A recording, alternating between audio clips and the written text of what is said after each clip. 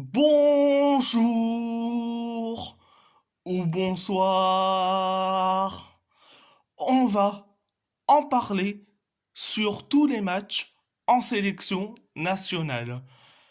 On va commencer par l'Italie. L'Italie a gagné face à l'Ukraine 2-1, un doublé de Davide Fratesi pour l'Italie, un but d'Andrei Yarmolenko pour l'Ukraine. La première période, c'était très bien. Les Italiens ont la possession de balle.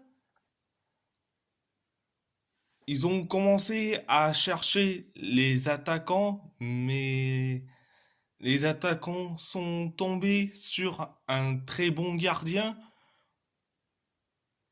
Bouchan, le gardien ukrainien, excusez-moi. Raspadori, il a tiré, mais il a cru que c'était une pénalité au rugby. Il s'est trompé de sport, mais bon. Il a voulu faire plusieurs tirs, mais malheureusement,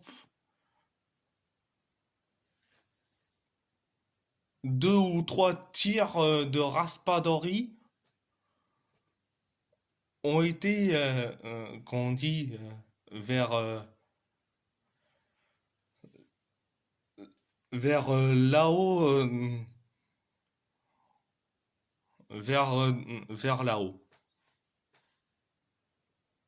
Il a cru que c'était une pénalité au rugby. Bon, heureusement que Davide Fratesi a inscrit un doublé. Donnarumma a fait une seule miracle, mais le défenseur italien a fait je crois bien, une passe à Yarmolenko. Yarmolenko a inscrit son but, excusez-moi. La deuxième période, ça a été à la limite catastrophique, mais un coup pour les Italiens et un coup pour les Ukrainiens. Donc, à part ça, c'est tout.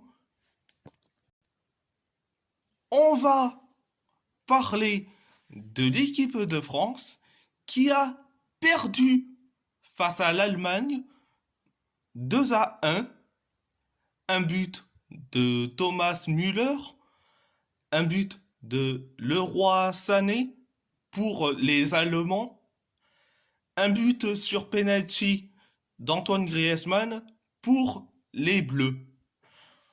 Bon, première période catastrophique, mais c'est du catastrophisme à l'état pur. La défense est au bois. L'arbitre aurait dû accorder un penalty pour les Bleus après la faute de Rudiger sur Randal Colomwani. Mais la deuxième période, ça a été catastrophique. Mais heureusement que Griezmann a inscrit son but sur penalty. Quand on dit un seul vous manque, tout est dépeuplé.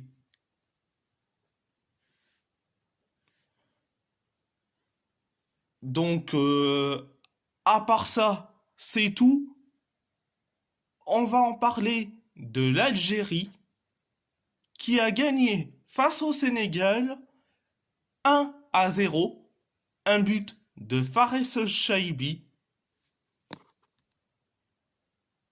La première période, ça a été un peu limité, mais heureusement que Anthony Mandrea sauve cette équipe nationale algérienne parce que franchement la défense ils ont été au bois, ils ont été nullissimes, excusez-moi, mais la deuxième période, ça a été certes assez bien mais sans plus. Et heureusement que Fares Chaibi a sauvé l'Algérie. Mais qu'on dit, ça a été un peu limité en première période, mais en deuxième période, ça a été bien, mais sans plus. Bon, à part ça, c'est tout. Ah oui, il faut que je parle de Gaëtan tout simple, parce que lui, franchement, il va beaucoup trop loin. Donc, j'ai trouvé à la limite deux, deux tweets. Donc, le premier, ça date du 9 septembre. Donc, après le match Portugal contre la Slovaquie, il a dit, je cite, oui, le match de Cristiano Ronaldo hier a été, selon moi, l'un des plus mauvais de sa carrière. Mais je suis choqué de voir les réactions autour de ça des Portugais qui attendent le moindre faux pas pour allumer le plus grand joueur de l'histoire de leur pays, la honte. Depuis le début des qualifications à l'Euro, Ronaldo marque à chaque match et sauve le Portugal à chaque match. On n'entend personne. Et voir des Portugais attendre la moindre contre-performance pour vouloir me dégager, lui qui n'a jamais abandonné son pays, excusez-moi, Burke, le meilleur buteur de l'histoire des sélections, soulève le premier trophée de l'histoire de leur pays, jamais de retraite internationale, jamais abandonné rien. Un mauvais match face à la Slovaquie a donc suffi à supprimer ça. Et le respect que CR7 a été cherché pendant des années, oui, la honte. Il faut que je t'explique que excusez-moi, Cristiano Ronaldo n'a pas sauvé le Portugal, il a sauvé que son match, parce que pendant ses qualifications à l'Euro 2024, il a été soit moyen ou nullissime et catastrophique. C'est tout. Il faut que tu acceptes que Ronaldo a été soit moyen ou soit nullissime. Mais il a sauvé que son match. C'est tout. Il faut dire la vérité. et que tu dis la honte parce que nous, les supporters portugais, on critique CR7. Mais c'est tout à fait normal. Quand CR7 est nul, il faut le dire. Quand CR7 fait un bon match, il faut le dire. Si CR7 a fait un match assez moyen, il faut le dire. Et si CR7 a fait un match le plus nul, il faut le dire. C'est comme ça. Ça montre bien que toi, Gaëtan, tout simple, t'es un footix.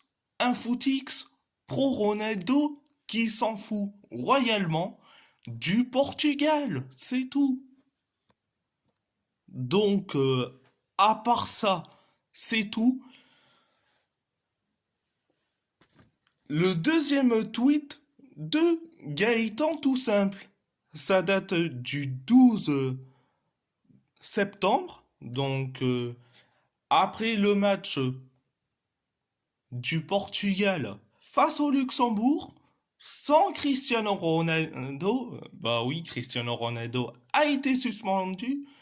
Donc, Gaëtan, Gaëtan tout simple a dit, je cite, faut quand même réaliser que le Portugal vient de taper la plus grande victoire de leur histoire.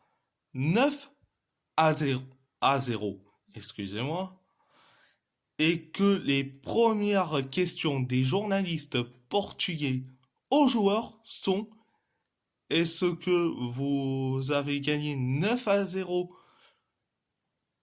parce que Cristiano Ronaldo n'est pas là? Avec Ronaldo, ça aurait pas été pareil? À vomir! Parle de la performance, soit normale.